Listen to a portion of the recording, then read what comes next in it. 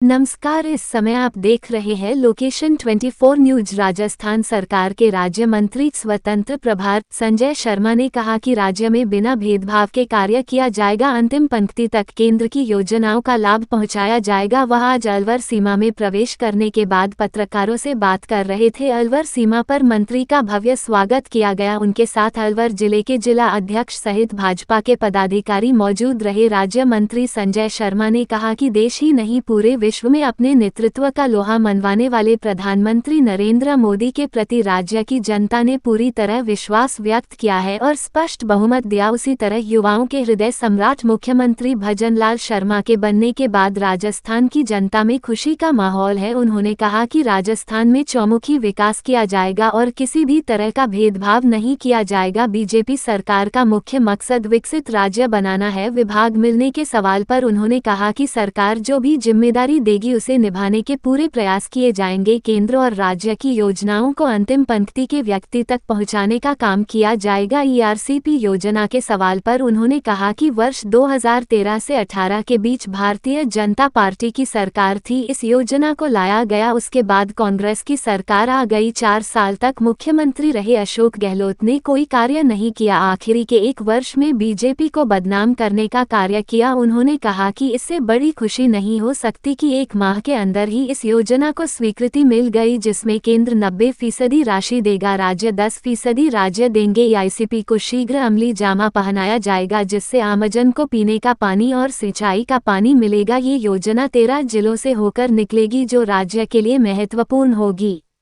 देखिए, राजस्थान की जनता ने हमारे देश के ही नहीं विश्व के ख्यातिमान नेता हमारे यशस्वी प्रधानमंत्री आदरणीय नरेंद्र मोदी जी के नेतृत्व में विश्वास जताते हुए जो मैंडेट दिया है और उसकी परिणति है कि युवाओं के हृदय सम्राट और हम सब के बीच में कार्यकर्ता के नाते काम करने वाले आदरणीय भजनलाल जी को मुख्यमंत्री पद पर नवाजा गया। और जिस प्रकार का मैंडेट मिला उससे ज्यादा जोश भजनलाल जी के मुख्यमंत्री बनने पर राजस्थान के आम जन में है, युवाओं में है।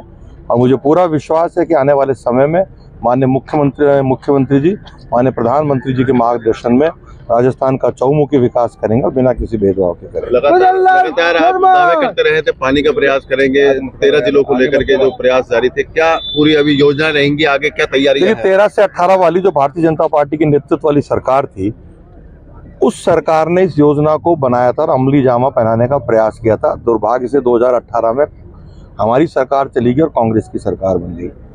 तत्कालीन मुख्यमंत्री आदरणीय अशोक गहलोत जी ने 4 साल तक इस योजना पर 1 इंच काम नहीं किया।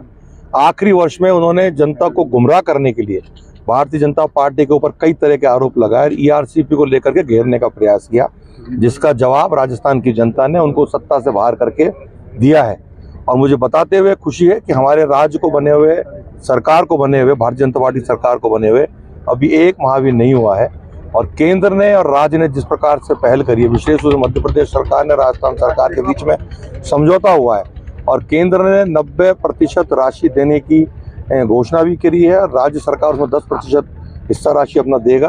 तो मुझे पूरा विश्वास है कि आने वाले समय में ईआरसीपी योजना अमली जामा भी पहनेगी और अलवर जिला सहित जो दौसा जिला है, हमारे अन्य जो 13 जिले हैं, अलवर जिला भी शामिल है, उसमें आम जन को पीने के लिए पानी मिलेगा, सिंचाई के लिए आम जनता को पानी मिलेगा।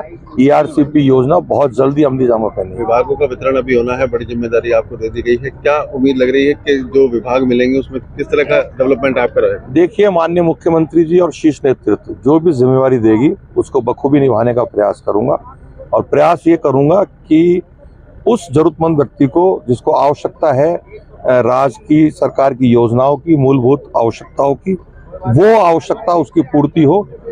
अंतिम पंक्ति में खड़े उस व्यक्ति को राज्य के, राजस्थान सरकार की, केंद्र की योजनाओं का लाभ मिले तो निश्चित रूप से वो प्रयास करेंगे और आने वाले समय में राजस्थान विकसित राज्य के रूप में देश के मानचित्र पर स्थापित होगा, ऐसा मुझे पूरा विश्वास है। और जिस प्रकार से माननीय मुख्यमंत्री जी आगे बढ़कर के अब काम कर रहे हैं, निश्चित रूप से आने वाले में एक सुखद परिणाम राजस्थान की जनता के बीच में और आप सबके बीच में आने वाला है।